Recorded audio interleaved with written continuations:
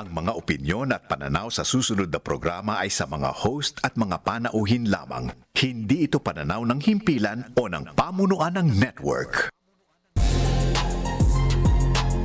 Kala nyo, hindi pa kami papasok, no? Huli na, no? Andito pa rin kami. Magandang hapon, Team Pinas. Welcome uli sa programa kung saan bawal ang balat sibuyas sa pagtatalakay at paghihimay sa mga issue sa bansa. Ako po si Attorney Dino De Leon. Salamat sa muling pagtutok sa isa't kalahating oras na vibe check at pag-deep dive sa mga kontrobersyang usap-usapan ngayon sa bawat sulok ng bansa. Ako po si Carlo Flores. Kaya paikutin na ang Roleta at inyong Transistor Radio dahil mapapakinggan nyo kami sa DZMM Radio Patrol sa Istrenta at FMR Regional Stations. Available din tayo sa free-to-air digital TV sa PRTV Prime Media at Signal Channel 31. At mapapanood nyo din po kami sa DZMM Radio Patrol sa Istrenta Facebook Livestream at PRTV Prime Media YouTube Livestream. Ako po, si Cheska Persha. Lahat lang yan dito sa With due Respect! Bro edition. Break up Senado ngayon kaya wala tayong makulit na entrance. Yeah. Wala tayong Richard Heydarian, Itong fighting corruption, it's systemic corruption. Carlo Flores, Parang mas marami pag nag-resign kaysa sa napakulong. Clive Arguelles, seryoso, sincero, at yung buong Dino De Leon, sa totoo lang. Sa real talk lang tayo. No? at ang bagong kabatuhan, Sabrina Gaca, Anong ginagawa mo sa kapangyarihan mo sa Senado? at Cheska Persha. So dapat pala, siya lang ang pwedeng Real talk lang Mawalang tayo. galang na po. Umpisa na nag-usapang With You Respect. Kabilang sa pag-uusapan natin ngayon ang satisfaction rating ng dalawang kapulungan ng Kongreso sa gitna ng gulo hinggil sa liderato ng Senado. Kailan ba mareresolba ang tensyon sa pagitan ng mga senador? Yes, attorney, hihimayin din natin ang naging testimonya ng 18 nagpakilalang bagmen ni dating Congressman Zaldico. May kredibilidad ba ang akusasyon ng mga tinaguriang Maleta Boys? At kasama pa rin natin sa pag-uusapan ang utos ni Davao City Mayor Baste Duterte na pagtapon ng basura sa harap ng opisina ng DNR sa lungsod. Napakasalaula naman talaga. May pananagutan ba ang alkalde dahil sa kanyang aksyon? Kaya naman, mawalang galang lang po at simulan na natin ang Vibe Check! May energy levels natin, guys. Vibe Sa check! nahula Happy na Sunday! Survey results. Pulso ng bayan. Simplihan natin sa Vibe Check. Huwag na natin patagalin pa. Simulan na natin ang talakayan sa pagbaba ng mga kontento sa trabaho ng dalawang kapulungan. Yan ay Kongreso at Senado at Korte Suprema. Sa survey ng social radio stations noong Marso, nakakuha ang Senado ng positive 11 na net satisfaction rating na mababa kumpara sa plus 14 rating noong Nobyembre noong 2025. Pero Carlo, isinagawa ang survey bago pa nagsimula ang gulo sa Senado noong Mayo. Nako, bubulusok pa yan. Unang nagkaroon ng tensyon nang lumutang si Senador Ronaldo football player, Ronald De La Rosa World Cup posisyon. kasi ngayon eh.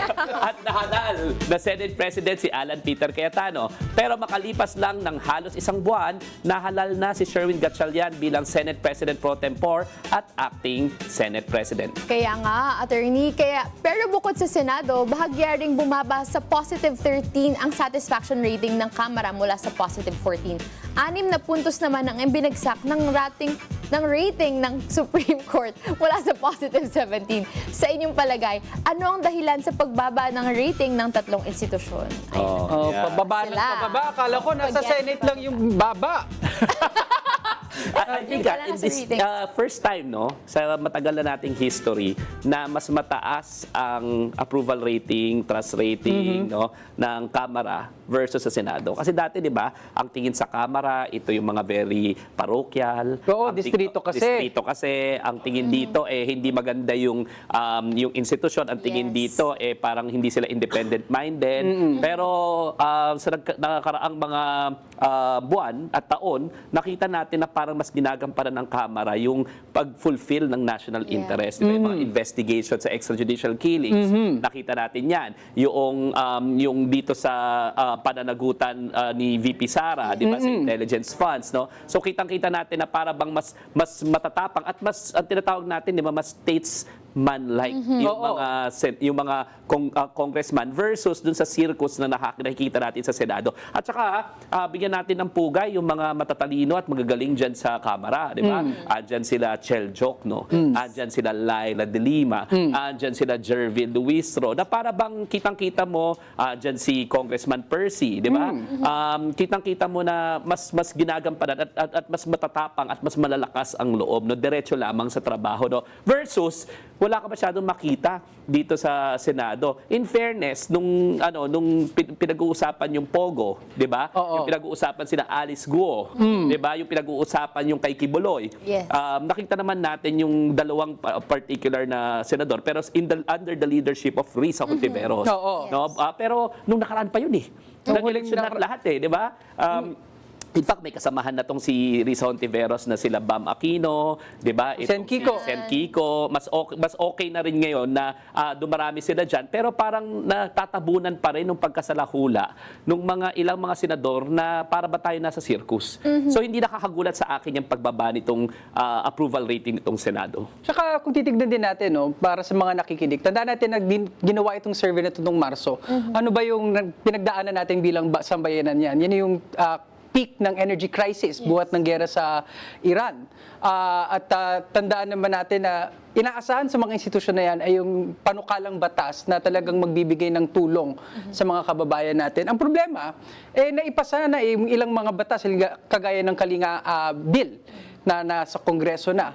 Pero ngayon, dahil meron ng sirko na nagaganap sa Senado, inabutan na tayo ng sinidi, wala pang mga naipapasang mga panukalang batas na dapat talagang magbibigay tulong, no, sa mga kababayan natin sa panahon na mukhang nagkakagipitan na naman sa Strait of Hormuz ngayon, di ba? So ibig sabihin, talagang magtataka tayo na kapag isang bahagi ng ating sanga ng ating pamahalaan ay hindi gumagalaw, kailangan maintindihan din ng mga ibang bahagi ng Kamara na damay-damay tayong lahat. Diba? Hindi naman tinitignan ng mga taong bayan. Ang mahalaga sa taong bayan, resulta.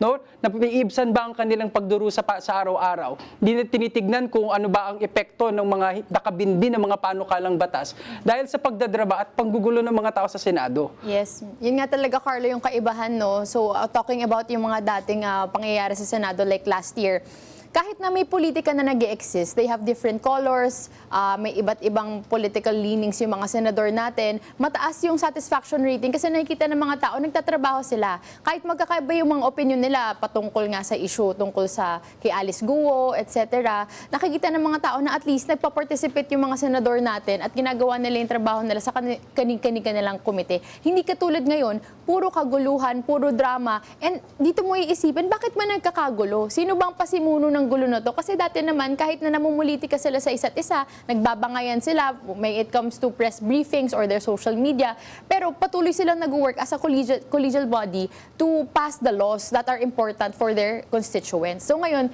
Attorney Dino, Carlo, bakit ba nagkakagulo at sino ba sa tingin natin ang nanggugulo dyan sa Senado? Kung tutuusin natin, mas malaking chamber, di ba? Kaya nga ang tawag sa lower house o sa Kongreso ay the bigger chamber, di ba? Biruin mo, 200 mahigit na mga tao ang titumunin mo para makabuo at makabalangkas ng batas. Versus yung sa 24 mga national elected na mga senators natin. Talagang tinan mo kung paano nga naman magkakasundo ang isang bahagi ng legislation. Pero sige, Dino, may gusto kaya tang sabihin. Tinan mo itong survey na ito, Marso, wala pa si Alan Peter Cayetano dyan. Ayan. No? Wala pa yung takbo-takbuhan sa Senado. Wala pa yung baril-barilan sa Senado. Lalo nang talagang magiging masama ito afterwards. Pero tingnan nyo yung pagbaba dun sa Kamara, 1% eh. So sa aking palagay, pwede masabihin na nasa margin of error. Yeah. Pero yung sa Senado at yung sa Supreme Court, di ba? Nakakalungkot na malaki yung binaba at hindi within the margin of error. Kung titingnan mo, ano ba yung nangyaring malaking rason kung bakit bumulusok pati sa Supreme Court, bumulusok yung sa Senado, hindi ba yung fourth win? Hindi ba ng mga panahon, ng mga panahon na ayaw aksyonan ng Senado, 'di ba? Few months after 6 months after lumabas itong resulta na ito, 'di ba? So ayaw aksyonan ng Senado yung fourth win at unfortunately, and I maintain my opinion that the Supreme Court was mistaken. Malaking pagkakamali ng Supreme Court na nang himasok sila sa supposedly sole authority ng House of Representatives to initiate the impeachment proceedings and to try dun sa Senado nung pumasok doon sa aking palagay in my humble constitutional opinion no hindi linya ng Korte Suprema. And alam nyo ang House at saka ang Congress meron yung power of the purse. Ibig sabihin ang kapangyarihan niyan budget, no? Gumawa ng budget. Gumawa ng budget, pinakamakapangyarihan yan kasi lahat ng mga ehensya kailangan mag-submit ng budget at pwedeng i-approve o disapprove ng Kongreso. Ang executive may tinatawag tayong power of the sword. Ibig sabihin siya ang commander-in-chief and chief executive. Siya mag-i-implement. Ano kapangyarihan ng judiciary? Power of judicial review, ha? Ibig sabihin, reviewin lang at umaasa ito na wala naman kasi siyang wala naman siyang ibang mga kapangyarihan kundi judicial review. Umaasa ito because of its moral authority na ituloy itong na gawin itong mga desisyon na ito. So ano ibig sabihin niyan? Pagdating sa Supreme Court, napaka-importante ng trust Tama. ng taong bayan. 'Di ba? Wala na silang ibang armas kung hindi ang trust, no? At unfortunately, because of I think the recent decisions of the Supreme Court that are controversial, law school deans have spoken, yung mga legal luminaries have spoken, no? Na maling-mali, na parang yung procedural ginagawang retroactive, na wala naman doon sa rules, as mali pa yung factual application. Tapos nung lumabas yung bagong resolution, hindi na diniscuss yung pagkakamali na yon, na kinote lamang doon sa isang news, 'di ba? News article. Sa akin palagay, no, it's unfortunate na pati yung Supreme Court bumababa yung approval rating ng taong bayan. No? Yun nga sasabihin ko, attorney, para naman sa mga ordinaryong tao, bilang ako kabataan at kahit yung mga kananayan sa amin, sa totoo lang, dati wala namang pakialam yung mga tao sa rating na ibibigay nila sa Supreme Court. Kasi for them, napakataas ng tiwala nila dyan, napakataas ng tingin nila. Pero dahil nakikita nga nilang nakikisaw-saw sa politika, yung mga syempre, human factors in the Supreme Court, dun siguro nagkaroon ng opinion din yung mga tao na parang, hindi pala talaga to infallible institution. Hindi siya insulated from politics. Hindi siya insulated from politics. Dapat kasi insulated itong Korte Suprema as much as possible. Kaya nga hindi dyan pinagkatiwala ng saligang batas ng konstitusyon yung political process as well of impeachment. It is constitutional, it is quasi-judicial, but it is political Political first in and nature, foremost. yes. Oo. Kaya nga nung binaliwala ng Supreme Court yung 200 plus na boto, Yes. 215 last year, na tumaas pa ulit ngayon, buti nga ngayon yung Supreme Court hindi na nang himasok. Siguro naman natuto rin yung Supreme Court na na-realize rin nila na talagang as an institution masasaktan sila sa pagtitiwala ng taong bayan kung yung will ay yung espiritu, yung spirit ng Constitution ay hindi naayos. And malinaw sa Constitution, labas sa Korte Suprema ang proseso ng impeachment. Parang grades lang ng mga estudyante yan. Di ba? Paksukaw na ulit. Yung mga anak nyo po, gusto natin mataas sa mga grades. Di ba? Ganun din ang tingin namin sa With Due Respect dito sa mga sangay ng pamahalaan. Masaya kami pag mas mataas sa mga ratings nilang lahat. Yes. So sana makinig po tayo sa taong bayan. Pero syempre, hindi naman kami pwede lang ang dumaldal dito. Maaari kayong makisali sa huntahan. Mag-comment lang sa post sa Facebook page ng DZMM Radyo Patrol sa Istrenta. At syempre, babasahin namin ang inyong mga opinion at komento sa segment kahit wala si Cleve na Take It or Cleave It. Ay, Senator Cleve! Senator Cleve! Senator Cleve, kailan ka babalik? Sa ating pagbabalik, baka maunahan ka ni Senator Richard na bumalik ka. Sa ating pagbabalik, pag-usapan natin ang testimonya ng mga nagpakilalang bagmen ni dating Congressman Zaldico. Itong 18 na sinungaling, dito lang yan sa With Due Respect! Kaya na naman yung 18 na sinungaling. Kailangan usapan ang daming developments Ay, oo, saka urong-sulong talaga naman. Oo.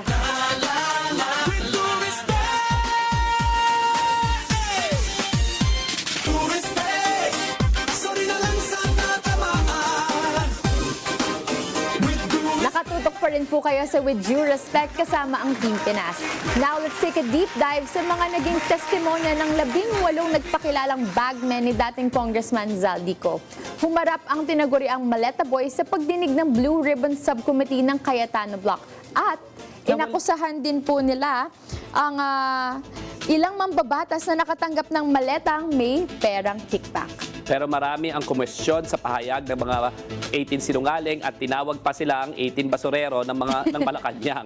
Sinita rin kung bakit hindi binanggit si Senator Loren Legarda, gayon din ang magkakapatid na Camille at Mark Villar kahit dati nang napasama sa affidavit ng mga 18 na sinungaling. At nagsampa na ang ilang mambabatas ng reklamong cyber libel laban sa mga nagpakilalang bagmen pati sa kanilang abogadong si Attorney Levito Baligot. Matapos si Dawit sa pagtanggak ng kickback mula sa flood control projects. Kaya ang tanong ng marami, may kredibilidad pa ba ang mga nagpakilalang bagmen o parang may motibo ang kanilang mga akusasyon? Lahat ng yan, tatalakayin natin dito sa Deep Dive with Richard Haydaria. Ready ka na ba? Deep Dive! Deep Dive! Ay ako, unang tanong ko na lang, attorney, sa usapin ng pagbibigay ng mga affidavit tsaka siguro sa linya na lang ng batas. Pag nagbabago ka ng testimonya mo o yung mga statements mo, lumalakas ba yung kaso mo? Alam mo, hindi kaya, di ba? Ano sabi? Teka lang itong si Attorney Baligod, hindi meron na pala yan dating ginawang ganito. Yes. Ano? No, yung may mga sinama na siyang mga senador dati na nakadawit o yung mga tao tapos biglang nagbago ang kanyang isip.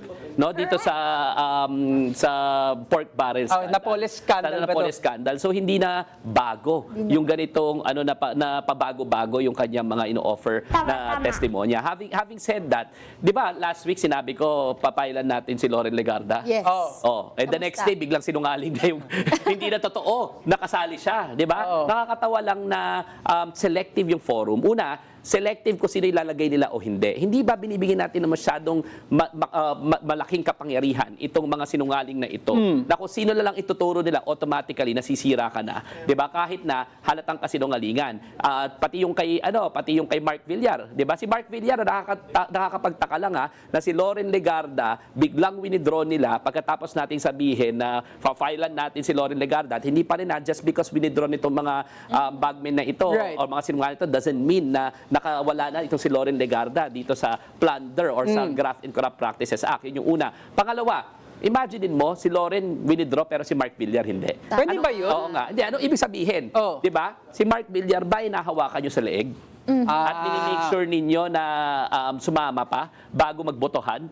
Para luminya. Oo, para luminya. Para ang next yun namang i-withdraw, itong si Mark Villar. No? Tapos si Vicente Soto, sinabi ninyo, binigyan. Hindi naman siya Senate President, hindi nga siya legislator. Si Manay Laila, yung pare. Di ba? Sinabi na natin ito lahat last week. Pero ang nakakainis, yung development is, sinamon sila nung legitimate na Blue Ribbon Committee, hindi nagpakita, ang ginawa na naman nag-press conference sa office ni Robin Padilla. So ibig sabihin, nandun din pala yung ilang mga senador, pero hindi lang sila pumunta sa plenary para matuloy ang Blue Ribbon doon sa Committee. sa session, sa hearing ng Blue Ribbon Committee, no. Ang nakakainis again, ang ginagawa na namang forum is Presscon, Facebook Live. 'Di ba? Kasi alam nila na hindi it will not withstand the scrutiny of somebody who is serious in taking a look at the credibility of these people, no? Pag tinanong mo na maayos 'yan, 'di ba? Sabi ko nga, mas maayos pa yung mas magaling pa yung testimonya ni Marcoleta kasi habang tinatanong niya, kino-coach. 'Di ba?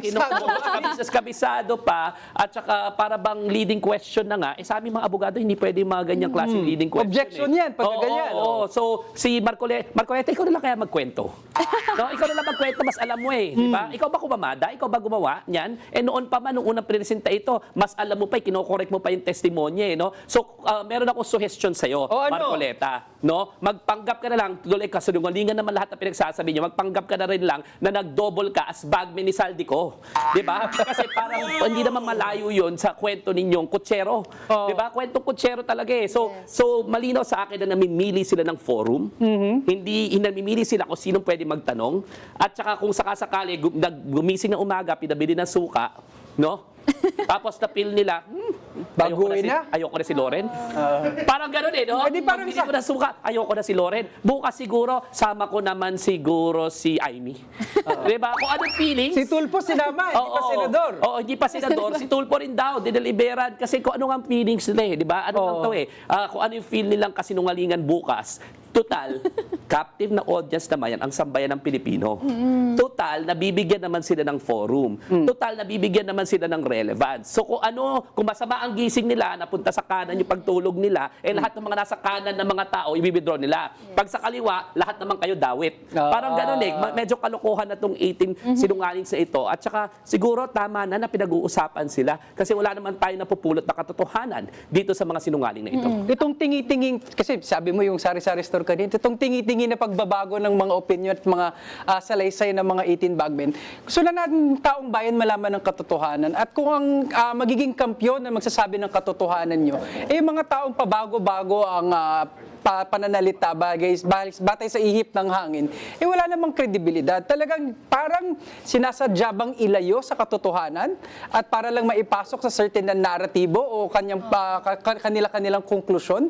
No? Kasi kung gusto lang talaga ng mga nasa minority ngayon na lumabas ang katotohanan sa flood control, sana pala pinirmanan nila yung Blue Ribbon Committee na nakabinbin bago pa magkaroon ng sigalot dyan sa liderato ng Senado. At usually, yan nangyayari pag may mga lumilitaw na witness who are exposing corruption sa ating gobyerno, pinapaniwalaan agad yan ng sambayanan. Pero isipin natin, lahat ng mga quote-unquote mga nicknames for the 18 ex-Marines, yung mga tao mismo yung nagbibigay, 18 Maleta Boys, 18 Marites, ibig sabihin, wala na pong naniniwala sa inyo, kahit ang mga ordinaryong Pilipino. So, yung mga kasama nga nila dyan sa Senado, sa ibang block, diba, hindi kayo pinapaniwalaan, tas lalo pa yung mga sambayanan. So, makikita natin dito, we all hate corruption, pero we also hate liars. Kung puro kasinungalingan lang naman po yung sinasabi nyo at hindi ka panipaniwala, at tumigil na po kayo dyan.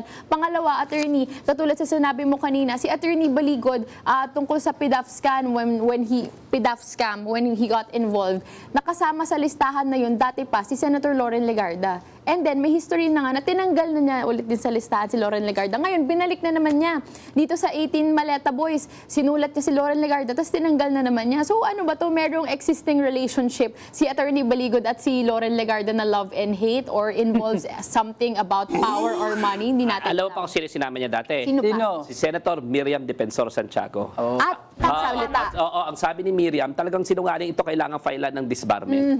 Diba? Tapos, biglang the next few days, hindi na raw kasama si Miriam Defensor. Ano yan? ba itong mga niluluto ni Attorney Baligod? Alam mo, para sa akin dapat tingnan na talaga mabuti kung ito ay karapat-dapat maging abogado. Oo nga, wala bang ethical standards? Di ba, I'm sure merong ethical violation yung ganyan. Right from the moment, kung ikaw ang abogado, ikaw nagte-testify. Nagulat ako na si Baligod mismo ang nagte-testify dito sa Peking Blue Ribbon Committee. Siya na yung tinatanong, tapos nagka-calculator sa kamay, mga 800 billion, mga 200 plus million a week. Di ba?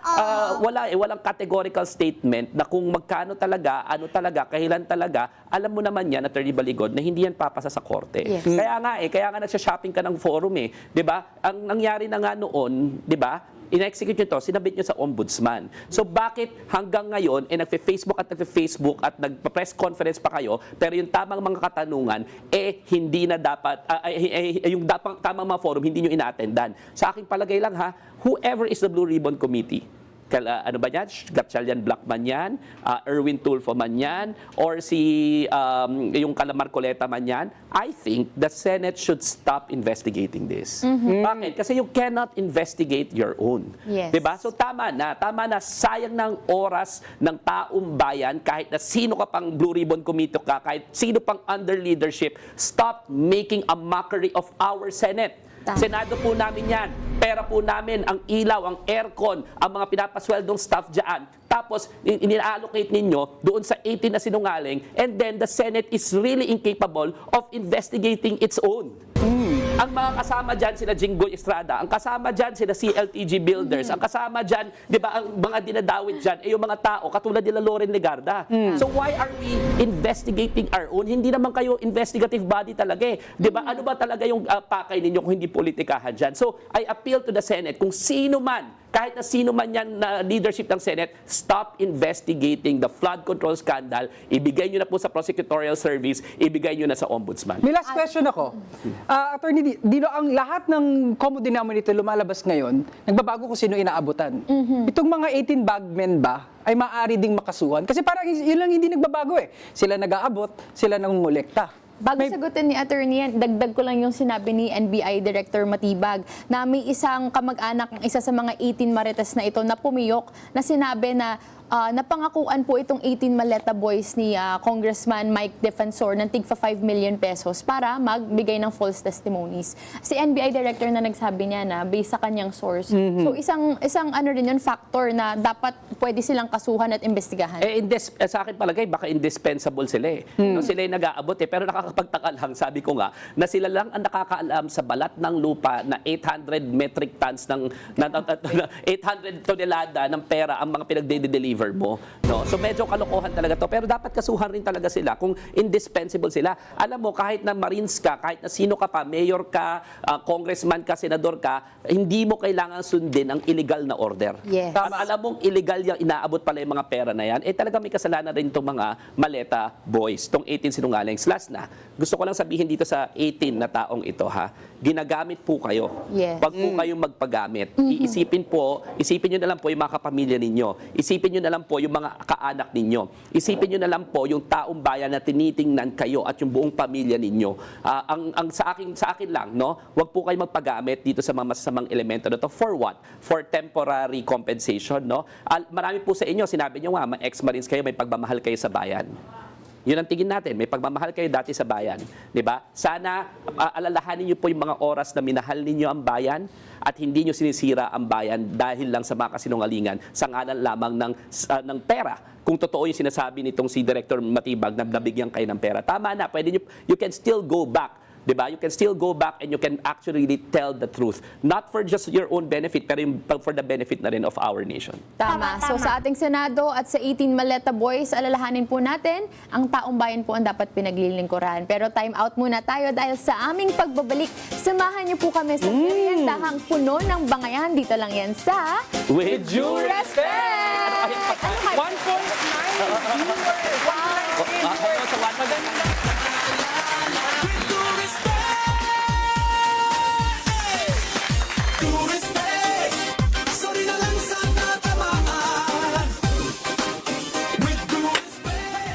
Kung aawain, pag Ayan na naman siya, oh. Puro kakain. Sana naman nauna. Kakain. unahan lang yan. Si Carla talaga Ako lagi naman. nauna. Oh, si Ate Rina. O, mag-intro ka na, Cheska. Ayan. O, Cheska, mag-host ka na.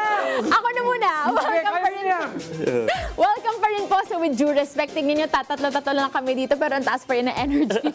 Now, magmumukbang tayo with a twist kasama ang Team Pinas. Dito, magbibigay lang tayo ng short comments sa unang personalidad na maaalala natin sa itatampok na pagkain. Kaya naman alamin na natin ang menu for the day. Dito lang yan sa Mukbangayan! Kahit kumain na sila, ako Oy, na lang. Sandro, gawa mo ba to?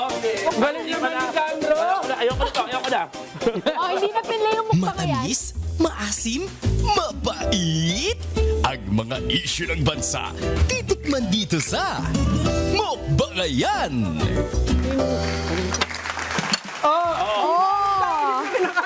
Ano ba ito? Anong kinakain natin? Baka Blanca. Ay, hindi pala. Hindi. Mali. Mali. Oh. Ang tawag dito ay sikat to sa Bulacan. Ito? Oo, ang pangalan nito ay Inipit. Sa Bulacan. Yes. Sa Bulacan. Bulacan. Speaking of, may nag-live daw.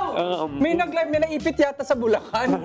na nag-live. Nag-live? Nagkaipitan. Sino nag-live? Ha? May Sino nag-live. Parang 3 hours ago lang. 3 hours ago, si Senator Joel Villanueva. Ano sabi pagka? We will be there. Hindi ko alam kung anong pagkataon yung pupunta doon, but we will be there. Pag nagkaroon ng Senate, ng special session, ang Senado. Nananawagan na tayo noon pa, di ba? Last week pa nananawagan na tayo na magkaroon ng special session kasi lumindol sa Mindanao. Correct. Nakikiramay po tayo sa 61 na nasawi dyan, sa pamilya ng mga 61 na nasawi.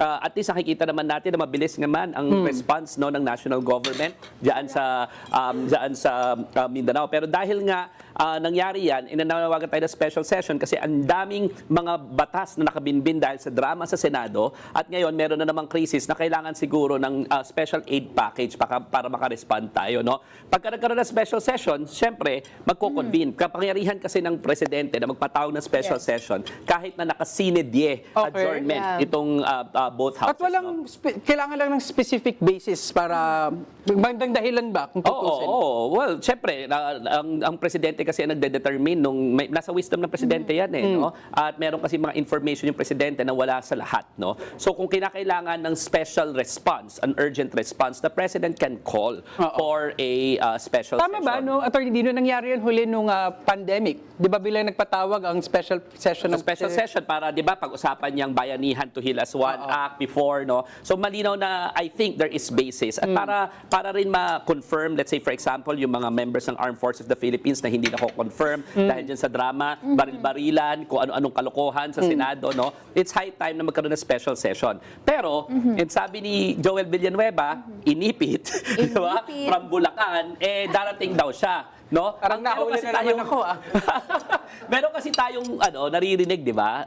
Marami daw sa social media na merong babaliktad. Babaliktad? Na isang senador. No? Kailangan naman makakita ng tama, no? At pumanig sa nararapat, di ba? You know, Jesus is Lord. Agree. Di ba? And I think the sovereign Lord wants us to go to the right direction. Di ba yung ambassador ni Lord Jesus Christ yung kausap mo? Yun naman yung Babaliktad? nakakatakot na luluhod-luhod pa kung no, na Senate President. Pero sabi nga, may babaliktad, no? In relation to inipit, naipit yata ito. No? Kinabahan yata kasi hindi pa ito nakakaramdam yata ng rehas eh. Hindi ka kaya nung isa with prior experience. With prior experience yun, di ba? Experience na yung mahawak sa rehas na yun eh. Di ba? Paulit-ulit nga to si Jingo Estrada eh. Pero ito si Joel Villanueva, hindi pa to nakakahawak ng malamig na rehas. Aba. At saka involved dito sa flood control. At mukhang lalabas na ang warrant of arrest. No? So dahil ayaw humawak ng malamig na rehas, gusto siguro, di ba? Gusto sigurong lumipat sa majority, baka mapagbigyan. Pero sa akin lang ha, Joel Villanueva, I appreciate the fact na pupunta ka na, no? Pupunta ka na doon pupunta ka na sa majority. Kung totoong pupunta ka na sa majority. Pero tandaan mo hindi mo dapat pinupolitika ang hustisya. Tama. So kahit na pumunta ka sa majority, I tell you, yung batas, tutugising ka. Yes. Tutugising ka ng batas. Majority ka man, minority ka man, ano man ang simbahan mo, ano man ang relihiyon mo, ano man ang kulay ng balat mo, ano man ang political beliefs mo, kung sangkot ka talaga sa plunder na ito, tutugising ka ng batas. Tandaan mo yan, ha? Joel Villanueva. Maski test daman ka man? Kahit test naman ka man, di ba? Alam mo, medyo nakawala ka na noon eh. Di ba? Ano yan? Sinuspend at tinanggal yan. Di ba nga may secret decision ng Oo, naalala na naman naalala natin? na naman, pinag-iinit mo na naman ulo ko eh, Joel Villanueva. Di ba? Tinanggal ka na dati ni Conchita Carpio Morales. Di ba? Tapos biglang nagkaroon ng kung ano-ano mang delay doon sa implementation, tapos all of a sudden, wala na. Pero may Na-reverse na hawak pala. daw siyang, di ba, reversal order. Reversal, tapos walang nakakaalam kahit na public interest case yan, kahit na minamanmanan ng taong bayan yan. In fact, there was a special session na hindi na nga ni-recognize basta-basta yan kasi hindi pa final, supposedly. Tapos bigla na lang may desisyon, nakawala ka na noon eh. No? Pero paulit-ulit ka. Pero sige, fine. Baka naman may redemption eh. Baka naman may redemption eh, Joel Villanueva eh. So kung may redemption at may konsepto ka ng redemption, gawin mo yung tama sa mga oras na senador ka pa. Kasi baka hindi ka na maging senador eh. Kasi baka makulong ka na eh. So yung mga oras na senador ka pa, do the right thing. We appreciate the fact na mag-a-appear ka. Ang question, sasama ka ba sa sindikato? Sasama ka ba sa mga kawatan? O sasama ka sa totoong majority? Ako hindi ko na-appreciate din eh. Utang na loob. Utang na loob pa namin na magtatrabaho ka at you will be there. Na para bagang hindi mo in-applyan na trabaho magiging senador, na parang ka-Facebook live pa yung papasok ako. Di lahat pala ng papasok bukas, mag-live po kayo, sasabihin nyo sa mga boss nyo, utang na loob nila na papasok po kayo bukas. no? Lunes. Iimbitahan daw ng With Due Respect lahat ng sambayan ng lahat ng papasok. Mag-Facebook Live. Sabihin niyo pa, we will be there. We will be there. Thank you ha. Joel Villanueva. Tapos hype po sa 2,100 namin na live Wow. followers. 2,200 na. 2,000. Iba talaga nagagawa ng inipit.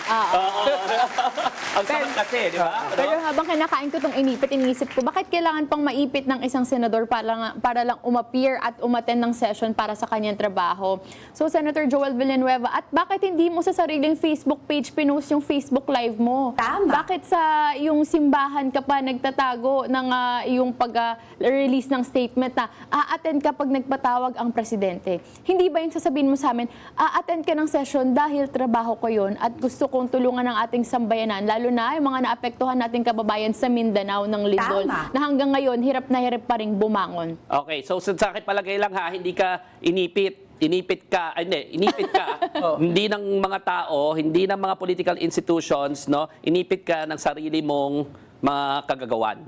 Malinaw lang yan ha, kaya Tama, nagkaganyan, tama. no? So, kahit anong paikot-ikot mo ng lamesa dyan, ha? Paikot-ikot mo, Ayan pala kaya pala, we will be there. We will be there, no? Kahit ano mangyari, ha? Matutugis ka ng batas. Tandaan mo yan. Yes. So, abangan sa aming pagbabalik, alamin natin kung sino ang lucky Ganda ng winner segue, ah. ng ating ruleta at bakit sila ang naging usap-usapan sa mga kwentuhan. Paborito na maraming tao itong ruleta. Dito lang yan sa With due respect! Roleta na mamaya. Ruleta na. Joey, nasa ruleta ka ulit. Tingin ko lang.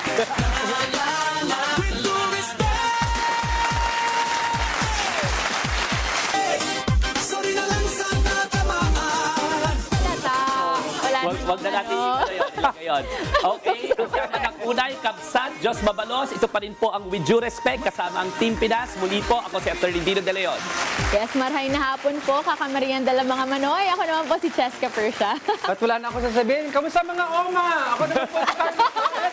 At excited Young na kami sana. malaman kung sino ang ikutan ng ating ruleta. Tulad ng dati, dapat quick comments lang sa matatapatan ng mahiwagang ruleta. Pero sumuko na po kami, no? Sa mga nanonood at nakikinig. Tatlo lang naman tayo. Pwede kayong makijoin. Ay, huwag niyong hinahamon ng tadhana. Pwede kayong makijoin, share your thoughts sa live stream sa ating DZMM Radyo Patrol sa Istrenta Facebook page. Ito ang Magic Roleta!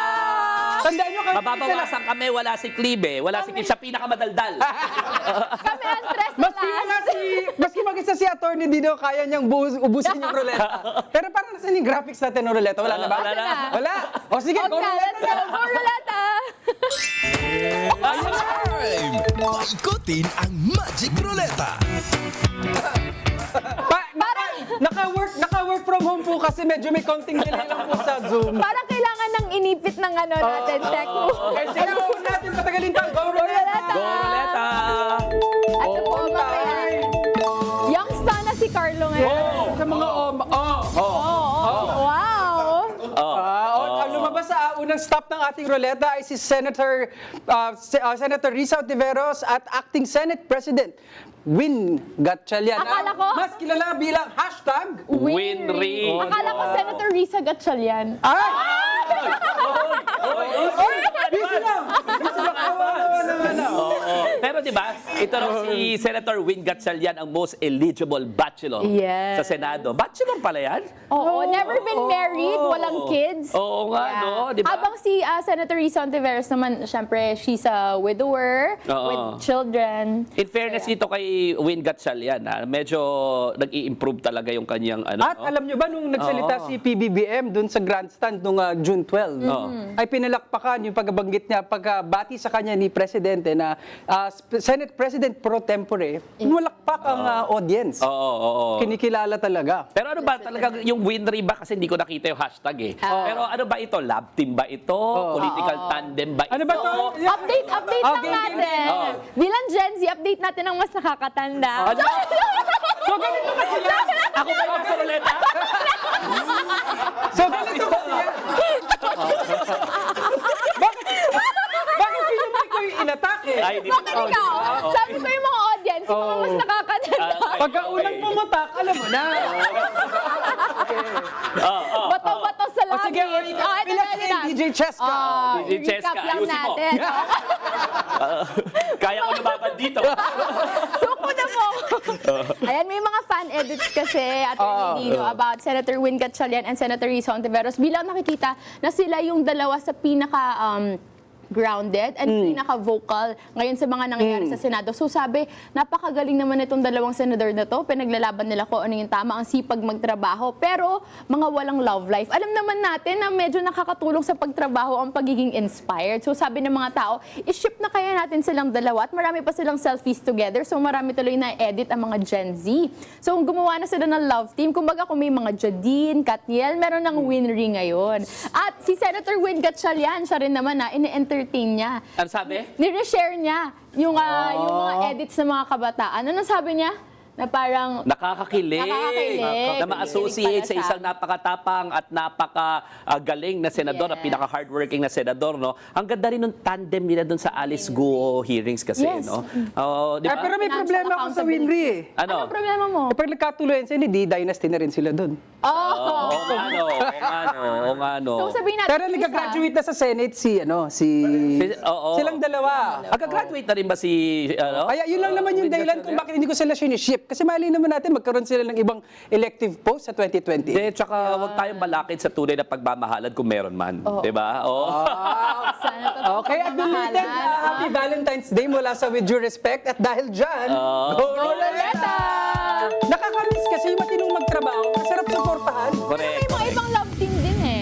Speaking of ito love team din to kasi mag-ina. Mag-ina. Oo nga. Senator Loren Legarda at si Congressman Leandro Leviste from parang medyo organic love to toxic kind of love. Oo nga. With regards sa Blue Ribbon Committee. Oh, 'di ba? Anong sabi ni, una, si Loren, hindi ka pa safe ha? Kung akala ni Dante Marcoleta safe na si Jinggoy, eh hindi pa rin safe. Hindi pa safe. Ito, just because binawi ka na tinawag mo ng hero, tanda mo, tinawag mo sila ng hero nung hindi pa binabawi. Diba? So, Whoops! sabi nga sa aming pag-aaral sa batas, ang strongest form of evidence is declaration against interest. No? Tapos biglang binawi, nung naraman na fina-file lang ka, drafting na po ang mga grupo dito sa inyong Anti-Graft and Corrupt Practices Act tsaka plunder. No? So tingnan natin, 'di ba? Kung ano kasakasakali. Pero 'di ba? Hero naman sila. Pero anong sabi nitong si Papansin? Toddler. Spoiled Nakakayanan brat. sa mga Solar toddlers. boy. Oo nga, spoiled ito- brat na nepo baby. Nepo baby, Oo, solar boy. oo, solar boy. Ay, Hindi nagbabayad ng utang. ito nakakatawa dyan. Utang ba siya sa'yo? Parang naniningil ang taong bayan sa utang mo. Akala ko sinabi, Mars may 500. Bayaran ka sa katapusan. Walang ganon. Kaso 24 billion ang inutang sa Pilipinas. Hindi lang 500. Ang Hindi lang atraso yan. Oh. Ang atraso. Ito, sumulat itong si, dahil nga papampam, di ba? Sumulat sa... Papansin, Papam. papansin. Parang kulang sa aruga, papansin na lang sa lahat. Sumulat sa lehitimong Blue Ribbon Committee Chair na si Senator Tulfo. Yes. Di ba? Gusto raw niyang magpakita sa susunod na pagdinig. Eh dahil sumulat siya at kinilala niya si Senator Erwin Tulfo bilang tagapangulo ng Blue Ribbon Committee, ano ang implikasyon nun? Yung nanay niya nasa kabila. Sabi ng nanay niya, hindi raw legitimate yung pagpalit ng liderato and therefore, hindi rin legitimate yung Blue Ribbon Committee na yon ni Tulfo. In fact, umattend siya doon sa hearing doon sa kabila. Yes. Sumulat yung sarili niyang anak. No? Ano kaya yun? Meron kaya silang GC? At may sinabi pa siya, Kaya sila attorney. GC? Ano? May sinabi pa siya, I've been asking from my mom your cell phone number, email address, but she doesn't want to give it to me. That's why ang sinendan niyang email address, yun nasa Senate website lang ni Senator Tulfo. Through his own mother under the bus. Yeah. The mother who, based on accounts, was instrumental in lobbying for his franchise when she was in Congress. And his no? victory as a congressman. Oo nga eh. He would be nothing without his parents. Oo. Ano ba kasing characteristics ng mga Nepo baby na parang ine-expect lang nila na gagawin nila yung kapritsyohan nila. Na lagi nilang hinihingi sa mga magulang nila yung mga gusto nilang makamtan. Diba? Inaabot na lang sa kanila. Parang yung Vice President natin, diba? Nepo baby din yun. Oo. So, ang ginagawa pala nila nitong mga Nepo babies na to, tantrums, no? Pag di nila nakukuha yung gusto nila, kaya sila nagpapapresko, nagpo-post sa Facebook. Tapos they're throwing mantrums, sabi nga nila. Pero hindi kaya itong kapamaraanan ng Legarda partnership, na mag-inang Legarda na mamangka sa dalawang ilog? Kasi Pwede. Pwede. Pero ako, posible yan. Kaya nga sabi ko, meron kaya silang GC? Coordinated kaya ito? Kung coordinated ito, bakit wini-weaken mo yung position ng nanay mo doon? Para nararamdaman na rin ba nila? Kasi na parang paiba na, no? Magiging 13 or mahigit pa. Hindi lang daw isa ang tatawid, ha? Pagka-open ng session. Pag nagkaroon ng special session or pagka-open ng Senado ulit, no? Para doon sa SONA, di ba? May mga tatawid pa raw na iba. Pero balik ako kay Lauren, ha? Si Lauren kasi, there was a time na I really admire her. Oo, no? Isa sa mga most prolific legislators, Solid Waste Management Act. Nakita mo yung Kalikasan, luntian sa kalikasan indigenous niya. peoples. In fact, sa indigenous peoples, yung luntian Pilipinas siya nun, kasama pa ako. Bata pa, high school pa tayo yung nun. nagtatanim sa Oo. may expressway ng mga Correct. puno, di ba? Oo, no? Hindi pa yata pinapanganak si Oo, ano na. hindi pa. Nung araw na South Superhighway pa ata ang tawag dyan. I'm just the baby. So sobrang okay yan dati. Sa akin palagay, no? In fact, sabi ko nga nire-regret ako nung natalo siya kasi nung natalo siya para nag-iba. Nung natalo siya sa vice president and no mas mataas na posisyon no. Pero I think there is still good in Lauren Legarda remaining, and hopefully we can tap onto that good to remind her na talagang once in her life ang iniisip niya genuinely yung interest ng Pilipinas. I know that it's tough kasi nanay siya, no? Yeah. Pero alam niyo po, matanda na po yung anak ninyo eh. Yung anak niyo po, may sarili na po siyang choices na minimake. Hindi niyo na po siya kailangan proteksyonan. At ang kailangan po is gampanan ninyo yung sworn oath ninyo before the Filipino people and before the Lord na you will always prioritize national interest over and above anything else. And sige, And Cheska. Senator Lauren, stop digging a deeper grave for yourself. Kasi every time na may nilalabas na statement si Senator Alan Peter Cayetano, lagi niyang binaback-upan with a Facebook Live or with a Facebook post na sabi ko nga one time nag-share si Senator Lauren Legarda ng 1 a.m. Sabi ko, senior ka na, Lauren Legarda, 1 a.m. nagpo-post ka pa para lang ipagtanggol si Senator Alan Peter Cayetano. So hayaan nyo na yung ibang mga senador to make their own mistakes. Huwag nyo na silang back-upan kasi may sarili kayong integridad at may konti pa kaming respeto na natitira sa inyo. Stop digging a deeper grave for yourself. Climb out of that cave, you still have time to redeem yourself. Natanso na nga siya first time ni Alan Cayetano, di ba? Oo nga, oo Willing nga. na ulit magpatanso ulit. Correct. Kung willing ka na, kasalanan mo na yun. Di ba? Sige, dahil dyan, Leta. Ay, may iba pa pala. Ay, O yun. Sino ako ito? isa naging guest natin si Attorney Ligutan ng UP College of Law at si LPK, Attorney Lorna Kapunan.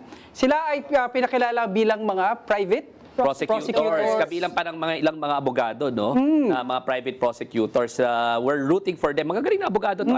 I've worked with Attorney Ligutan, with Attorney Kapunan, no? Nakita ko na kanilang experience, kanilang wisdom. Ang maganda dyan sa mga yan is they think lucidly despite the pressure, no? So talagang calm, collected itong mga ito at saka experience, magagaling na mga abogado, no? So hopefully they would be an indispensable resource doon sa ating mga public prosecutors, no? Nakita ko kung paano sila magtrabaho doon sa prosecution team habang tayo naman nag-a-assist rin kahit paano diyan. So excited ako na makita sila in action at makita sila ng taong bayan, no? Na kung paano sila mag-abogado, I can say na saludo po ako sa inyo. Kaya natin, ako, palagay ko, papasok ko lang unti dito ang Bantay Senado na binuo natin na network na talagang susubaybayan ng Senado at ang impeachment trial. Gusto natin makuha ang pinakamagaling na mga prosecutors at pinakamagaling na defense sa impeachment trial na to. Dahil hindi lang naman ang inaakusahan, si VP Sara ang nakasasakdal. Paalala din natin na tinitignan din natin ang sinasakdal ng institusyon at ang taong bayan. So gusto natin best of the best para yung magdidesisyon, sana best of the best din ang kanilang gamitin na basihan kung i-convict ba o i-acquit. Kaya nga, nakita ko yung mga profile na itong private prosecutors. Makikita nyo rin po yun sa social media and you can research it na nilista ng mga different news websites.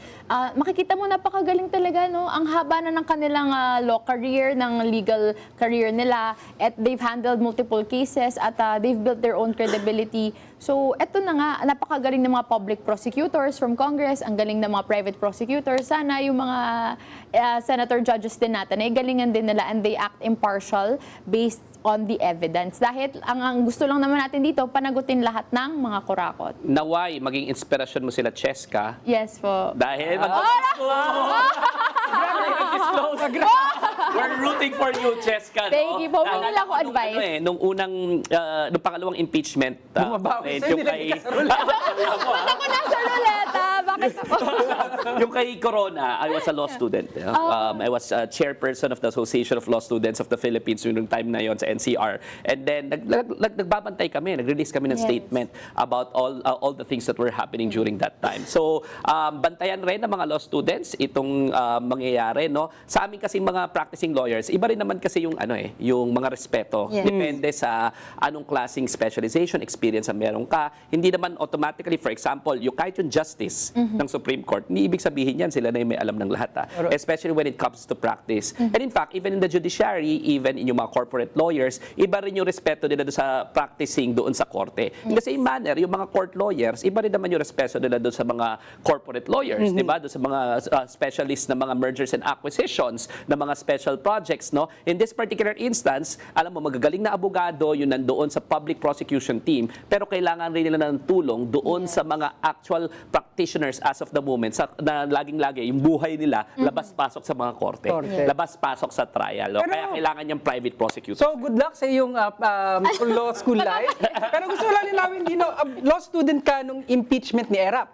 Hindi,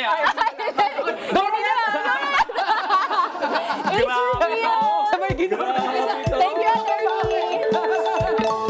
Akala ko nung Pero nandun ako sa nandun din ako. EDSA 2. EDSA 2. Ganun pa lang siya nun. Political awakening yan. Yeah, Nung grade nag-walk 7 ako out nun. yung mga prosecutors. Okay, ang Correct. lumabas sa Tama. ating ruleta ay ang Philippine Coast Guard. Aba, balita natin may mga lumulutang-lutang daw na parang balsa, na parang may mga equipment daw na sa may Baho de Masinloc. Correct. Panatag shoal rin ba yan Panatag tawag? Shoal. Oo. Basta nasa teritoryo ng Pilipinas na mukhang galing na naman at implemento na naman mula sa China. Oo, palutang-lutang doon pero balsa daw, pero hindi ako naniniwala kasing balsa lang yun eh. Tsaka hindi ako naniniwalang deliberate yun at iaalaw yun ng China. Diba? Kasi lagi kang binablock ng China kung merong tayong mga efforts doon, may mga Nangingisda nga lang eh. nangingisda nga lang doon, no? Lalong-lalo na siguro ito. So wala itong iba pinanggalingan, sanction ito ng China, no? And nagpadala tayo, 'di ba, ng ng reconnaissance na eroplano para makita kung ano ito. Mukha lang siyang balsa, pero hindi ako naniniwalang balsa ito. Ang tingin nila is may scientific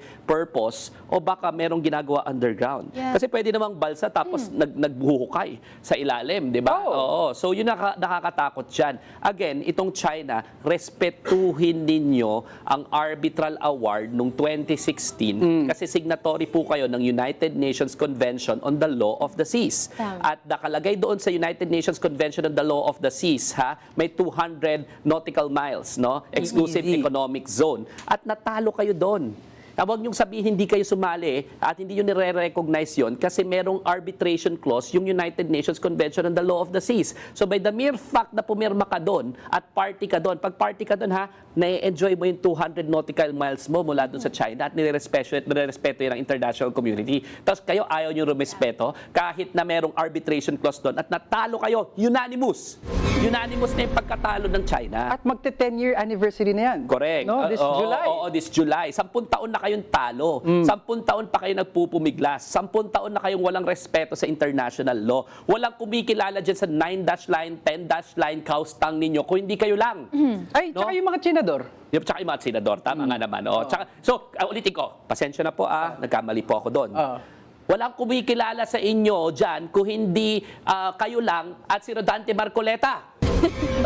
At saka yung iba pang senador. Kayo lang ang magsama-sama dyan. Diba? So parang awa nyo na, respect international law. Alam nyo, itong si China, maraming beses na sila ay nag-a-assert ng international law kung pabor sa kanila. Pero kung hindi pabor sa kanila, ayaw nilang respetuhin. So, that is a binding arbitral award, respect it. Tsaka, isipin, paalala lang natin, habang nakakagulo sa Pilipinas, talagang may malign influence talaga, no? Talagang sinisingit nila habang nagkakagulo, biglang may mga ganyang operasyon. So ibig sabihin, tinitake advantage talaga nitong mga kaguluhan na nangyari sa atin para maisingit na naman ang kanilang agenda. Maging mapagmatyag lang tayo mga kababayan. Tama. Correct. Kung feeling nila enabled sila ng mga pinupundohan nilang mga tsinador at iba pang mga forces dito sa ating bansa, ito na nga, masyado silang nasaktan nung isa sa ating appointive officer ang nagsa-stand up against them. Nag-release nga ng statement ng AFP at Philippine Coast Guard na sinusuportahan nila si Defense Secretary Gibo Teodoro Correct. dahil siya ay dineclare na parang persona non grata sa China dahil tinatayuan lang talaga niya yung posisyon natin sa West Philippine Sea. So salamat Sec Gibo, it's a badge of honor to be banned in China. Secretary Teodoro, we stand behind you on this Yes. matter. Thank you for defending national interest. I urge the Republic, di ba? Yes. The Philippine government, hindi pwedeng ginaganyan yung Defense Secretary natin, ha? Tama. You ought to, tit for tat Oh, dapat rest back yan. Yes. You ought to show na you are behind the Defense Secretary. Kailangan gawin rin natin yan, isanction rin natin yung Defense Secretary ng China. Tama. Di ba? Kasi tayo po ang nasa tama dito, ha? Hindi po sila. And sa diplomatic relations, kung in-escalate nila ng ganyan, na sinasanction nila ang ating Defense Secretary, ang alter ego ng Presidente pagdating sa depensa, kailangan gawin din natin sa kanila yan. No? So, that has to be done at the soonest possible time by the Republic of the Philippines, by the national government. Ay, nakakalungkot lang kasi kaka-celebrate lang natin ng Filipino-Chinese Friendship Yes. Day at kaka-celebrate lang natin ng araw ng kasarinan na Independence Day, nangyayari itong mga ganito. So, but anyway, tignan natin kung sino bang lalabas sa Go, Roleta! Ang tunay na kaibigan, hindi po ganyan umasa. Tama. Umasta. O ayan na nga ang kaibigan ata talaga ng maligned Ayan na. influences. Okay. Si Senator Alan Peter Cayetano na honorary guest of honor no sa Filipino-Chinese Friendship Day. Siyempre, senador. Ay, ganun ba? naman. Senador. Ito si Teka lang, Alan ako Peter. nagtataka lang, ilang weeks na siyang Senate President, magti 3 weeks na. Unang personality niya, Pokemon Master. Correct. Second personality niya, Ambassador. Ambassador of Jesus Christ. Ngayon, parang dilawan na rin yata si Alan Peter Cayetano. Oo nga. Yung oo. laban Oo niya, naman, oo. para kay Ninoy daw, hindi, pero yung laban niya, loser. He's a loser. Ito, smoking like a Gen Z. No? Oh. O para sa mga miyembro ng August 21 movement, no? Isa sa mga movement na kamatayan ni Ninoy na isang bayani natin na parang kinakaladkad lang ni Senator Alan Peter Cayetano yung pinaglaban ni Senator Ninoy Aquino, no? Oo. As gagamitin mo pa para i-mock yung mga tao at pamilya mismo ni Senator Ninoy. Anong masasabi mo dyan?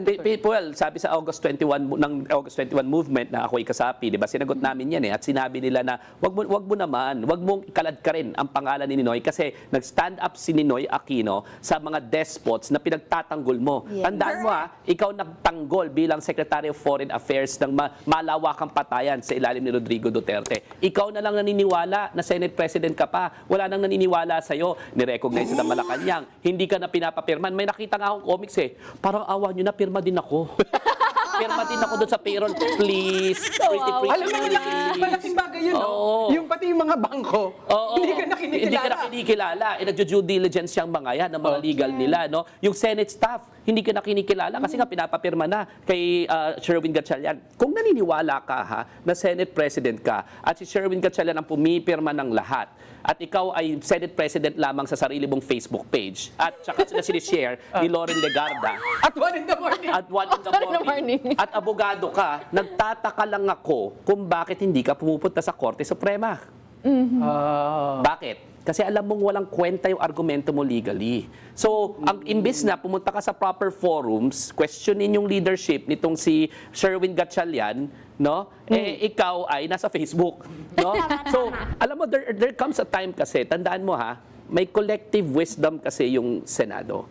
Yung Senado is not all about the Senate President. It's not all about you. No? So wag mong i-monopolize as if ikaw lang yung may kakayahan na magkaroon ng pag-scrutinize dun sa flood control, sa impeachment, ikaw lang ang pinakamagaling na presiding officer, no? Kasi hindi ikaw. Alam mo tawag diyan? Delulu. Delusyonado ka na masyado, Alan Peter Cayetano. No? Talaga, at alam ng lahat ng tao, delusional ka, puwera ikaw. Yeah. Dahil nakumbinsi mo na sa sarili mong kasinungalingan ang sarili mo. Correct. No? So Alan Peter, please lang, wag ka nang, there is no two Senate. No, there are no, ano ba? Hindi dalawa ang Senado. Meron lang Senate of the Philippines. Ikaw lang nagpapalabas, no? So kung gusto mo, meron naman yata yung Meta eyeglasses na VR. Oo, VR, 'di ba? Yung virtual reality. Doon ka na lang gumawa ng Senate of the Philippines mo at ikaw mag-Senate Sa President Roblox doon. niya gawin. Oh, sa Sa Roblox Minecraft. pwede eh. Sa Wala Minecraft. kaming pakialam. Pero wag mo nang palabasin at guluhin pa yung Senado dyan sa delusions of grandeur Yes. na meron ka. Yan ang meron ka, delusions of grandeur. Speaking of this Facebook Live senator vlogger, sa mga nanonood sa atin sa Facebook Live, padala nyo kami ng stars. Kaya, hello to our 7K viewers, magandang hapon sa Yung inyo. 2.7 viewers naman namin, 2.7 thousand viewers namin. Baka naman pwede po manghingi ng star. Ano ba yun? Oo. Sinasabi po ng producer namin Oo, kasi eh. para po ma-extend pa po yung with due respect, no? Kaya nga po. Kasi baka hindi na po kami ma-extend dito. Kaya nga po. Pakiusap na eh. At magaganda yung mga commercial namin, kaya bigyan nyo kami ng stars. Pero ang hindi maganda yung ugali na Alan Cayetano, kaya go Roleta. Go, Go na ulit!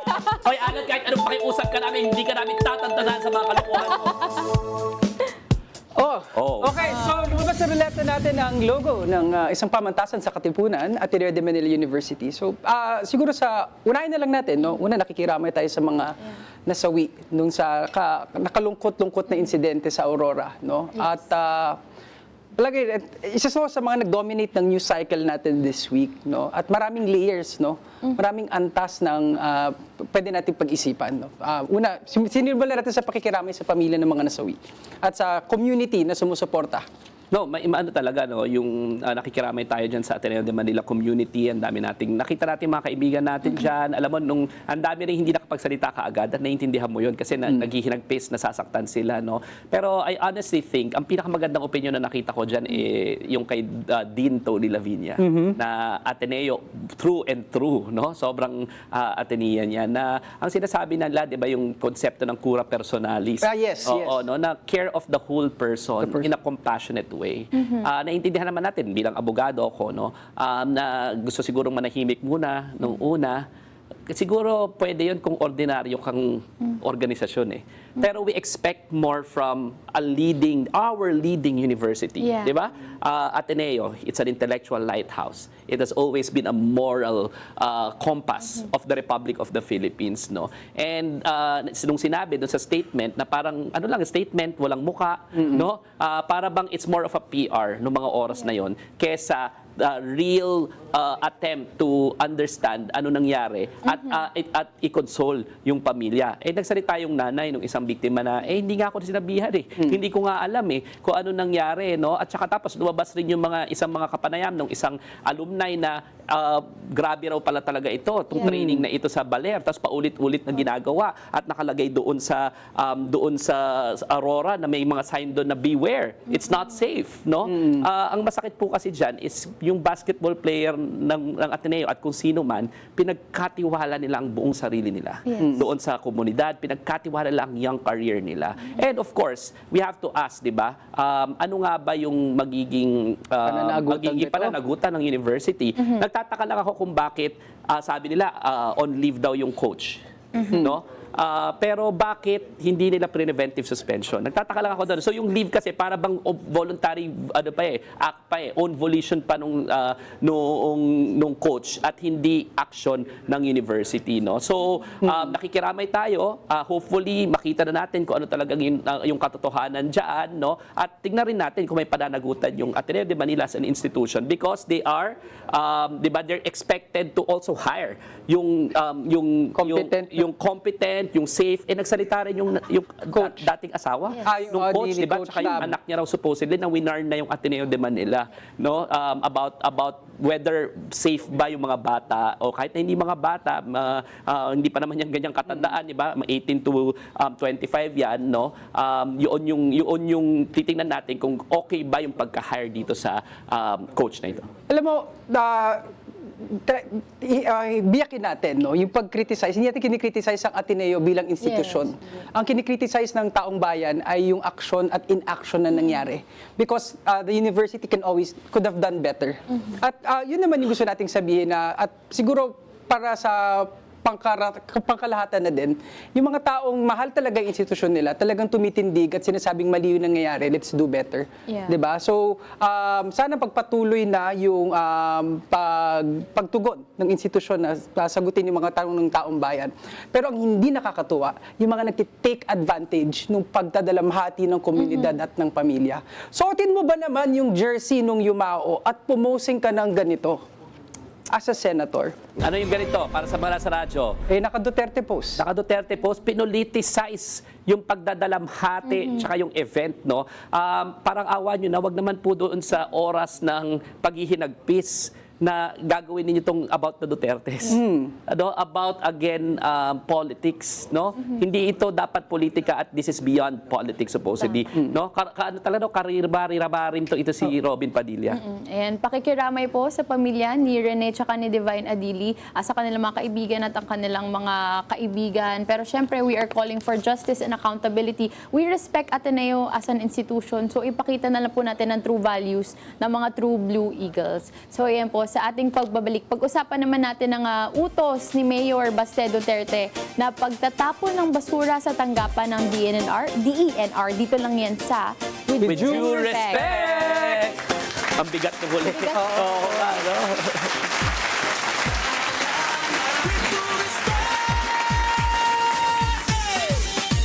Sorry na lang sa tatamaan. With due respect.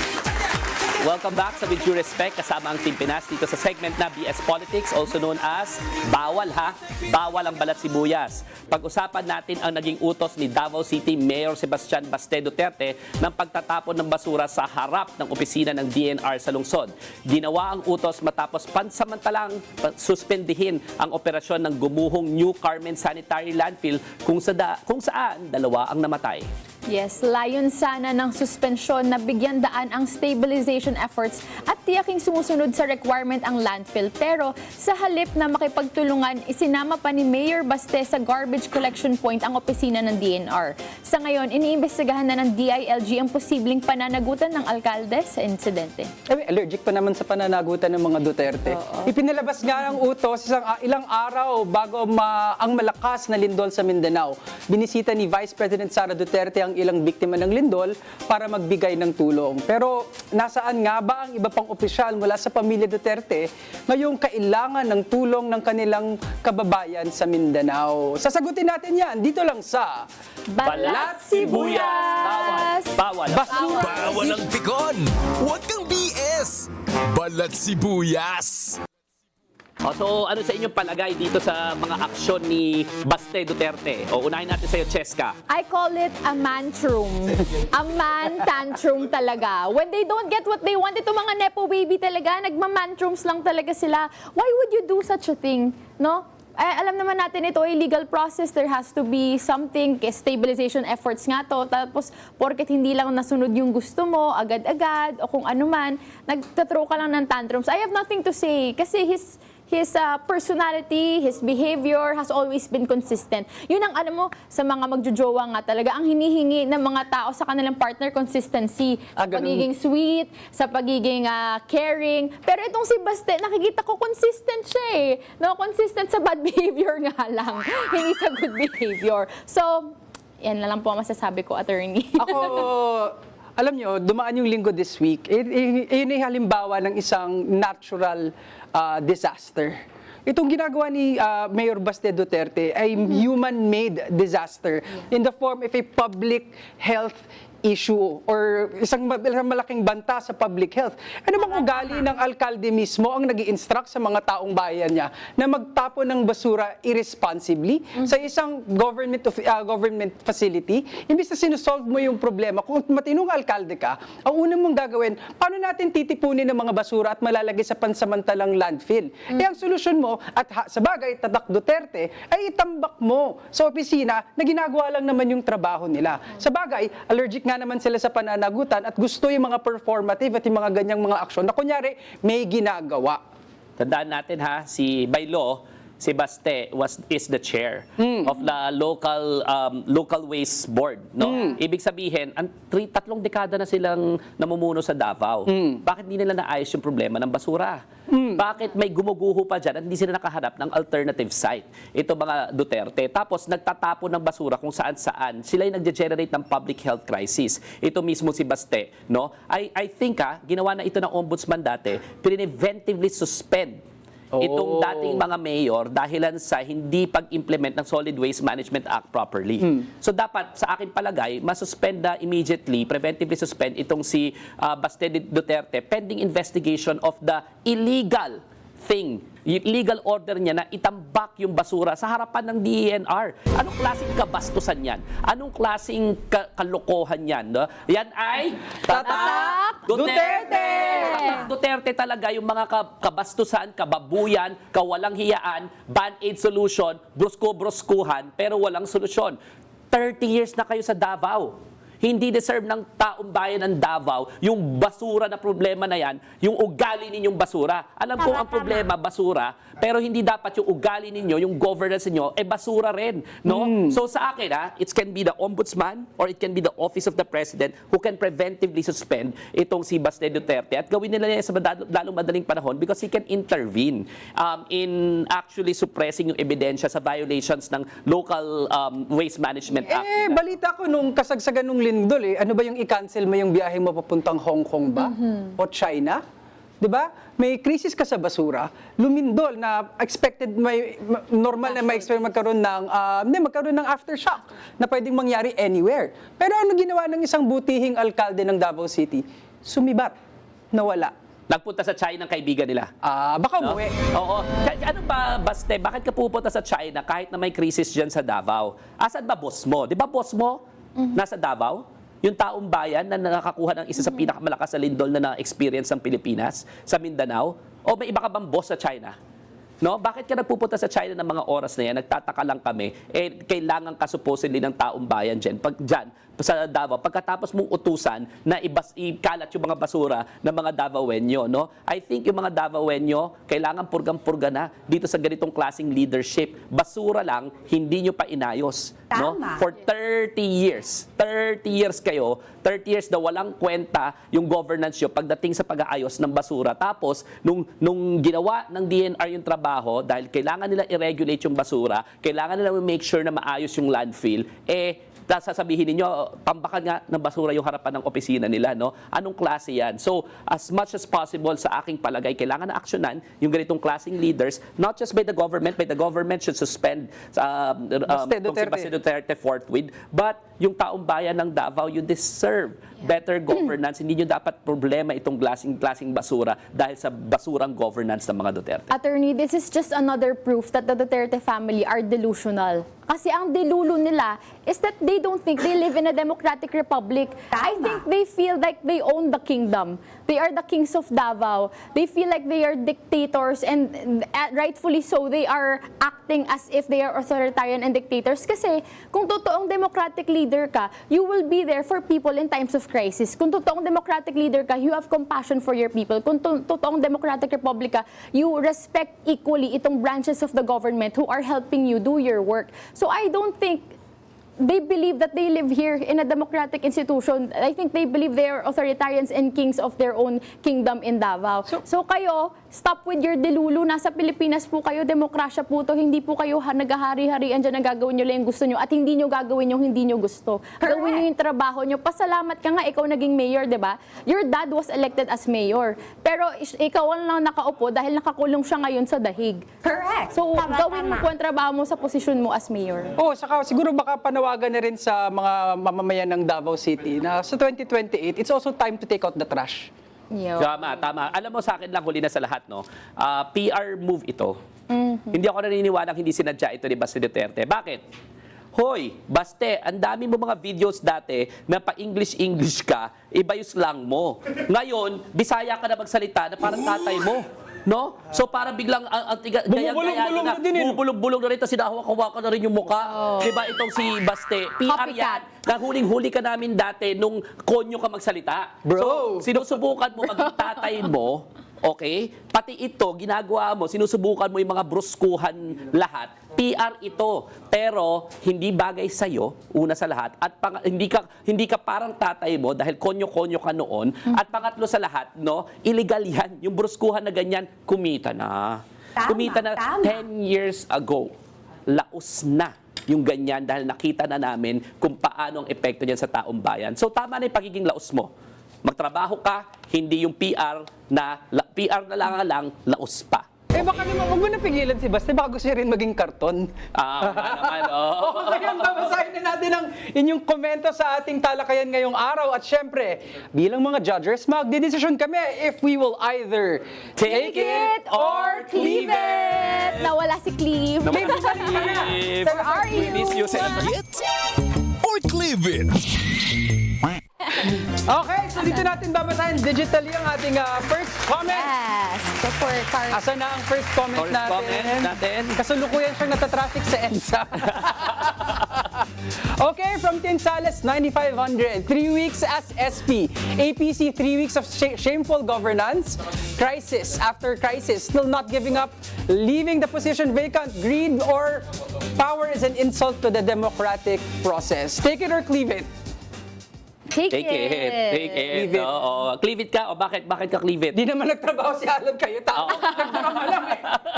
Correct. Oo, so take it or cleave it? Ikaw? Take Bakit take it ka? Dahil alam niyang dinidisrespect yung democratic process. Correct. Oo. Ako talaga si Alan Peter palitan na kaya take it ako diyan. Palitan na. Palitan na. Walang kwenta Senate President na ang nangyari lang, walang legislation na pasa, walang measures na pasa, ang nangyari lang puro controversy and the Yeah. first time na nagkaroon ng barilan sa Senado under his leadership tas peke pa. Okay. Senate flicks. Okay, ang next Okay. natin.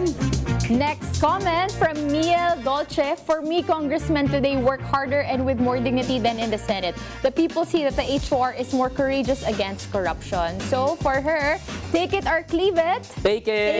Take it. Tama, nakikita naman sa survey rate. At gusto man sana natin, sana man parehas kayong maging masaya ang taong bayan sa dalawang institusyon. Yeah. Sa House of Representatives continue to being Yeah. the bigger house. Congrats. Okay, next Next. comment, attorney. Okay, it wouldn't be surprising if they put 18 liars. Sabi ni Matet! Sabi ni Matet! 7607. Ay, Matet. 7602. It wouldn't be surprising if they put 18 liars in there to deflect the issue from Sara. Imagine Kawatano being a tuko too. The trouble also started from him and he would say the Senate is Yeah. under attack. Matet? Matet. Oh, diba? Opo, Dramatista naku. talaga to eh. Oo, diba? Oo, ako- So, ako take it. Take it. I totally Meron, agree. meron pa siyang Chinese character doon sa kanina eh dahil senador nga itong si Alan Peter. Akala ko Cayetano. sige, may isa pa tayong isa pa. comment. One winner. Ay, one winner na One pala. winner. Ang gusto ko yung pangalawa. Sino yung pangalawa nga? Tignan nga natin yung pangalawa. Miel. Sa Miel HOR. Dolce. Sige, ako I agree. I agree. Yeah. So, Miel, meron kang ba't nag-iisa na lang? With due respect, mug. Yeah. Ayan. Okay. Congrats, Miel. Congrats, Miel. Ayan. Pirmahan namin. Today work harder and more dignity.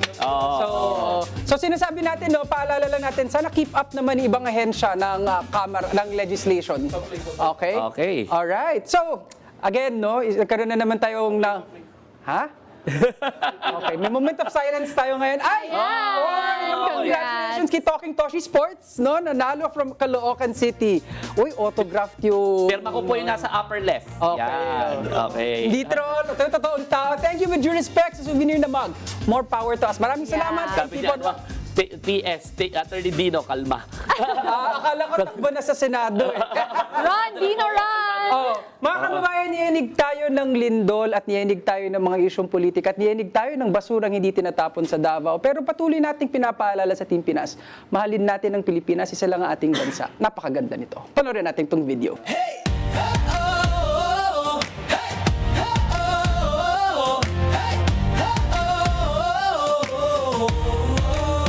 Bawat hakbang sa lupa ng bayan, pusong nag-aalab, handang lumaban sa kalsada ng pangarap. Tayo'y sabay, hawak kamay, Team Pinas ang taglay.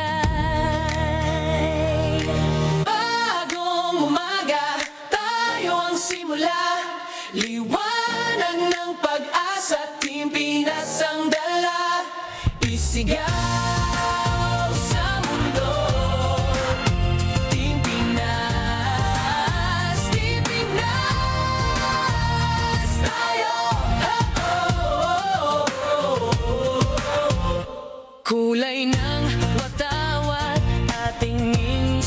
desisyon. Ulat bughaw, dilaw na patnubay ng nasyon. Sa bawat bituin, kwento ng tagumpay. Tayo'y magkaisa, pangarap ay sabay. Bagong umaga, tayo ang simula. Liwanag ng pag-asa, Team Pinas ang dala. Isigaw sa mundo, Team Pinas, Team Pinas. Tayo,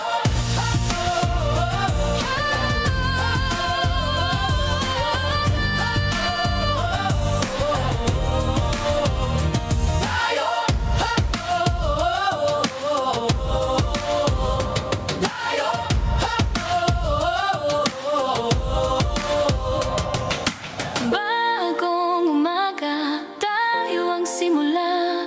Liwanag ng pag-asa, Team Pinas ang dala.